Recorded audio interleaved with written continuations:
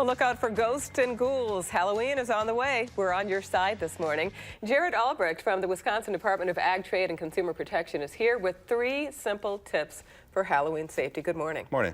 So, number 1 is preventing fires and burns. Right. Tell me more. As far as preventing fires and burns, there's kind of good tips both for homeowners who are going to have kids on the property and also for parents who are planning for their kids' costumes.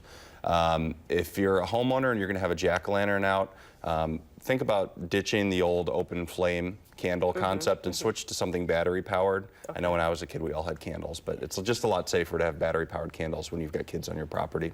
And when you're a parent and you're planning the kid's costume, look for materials that are flame resistant, flame retardant, so they not ignite if they do touch a candle for any reason.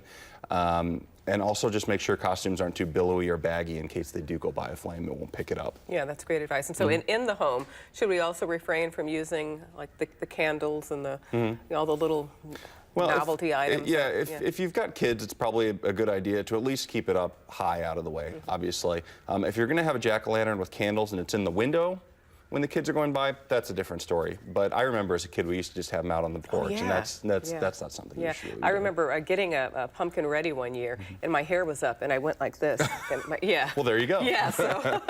Okay, tip number 2 is to see and be seen. Okay. Nighttime, kids are going to be walking around in new neighborhoods, new parts of the neighborhood, and cars are going by, so it's all kind of a recipe for disaster in the wrong situations. A lot of this goes down to when you're shopping for the kids' costumes, real simple things you can do. For starters, everyone in the party should have a flashlight with fresh batteries. Kind of common sense, but then they can see the sidewalk, they can see other people, and other people can see them. Right. You can pick up tape that is reflective tape. Right. That's the word. You can pick up reflective tape in different colors, and that's fun for the kids as well in their costumes. Yeah, because they can actually kind of take part in putting it on for themselves. That's right. Yeah. That's right. That's absolutely right. And one of the cool things you can do for kids is get them glow sticks or the glow necklaces or bracelets. You crack them and shake them, and they'll run all the way through trick-or-treating. And I remember as a kid, some kids had those, and those were kind of the cool kids. Yeah, exactly. It was just fun. It's easy to see them, and they can see them coming and going, and they last all night. Okay, good. And then the 3rd tip is fit for safety. Fit for safety. Just remember we were talking about the flames and the billowy costumes. Again, also for trip hazards or catching them on things as you're going by, make sure the costumes are not oversized, grossly oversized as a problem for the kids to trip. If they're wearing any wigs or masks, make sure they can see clearly and they can also breathe clearly.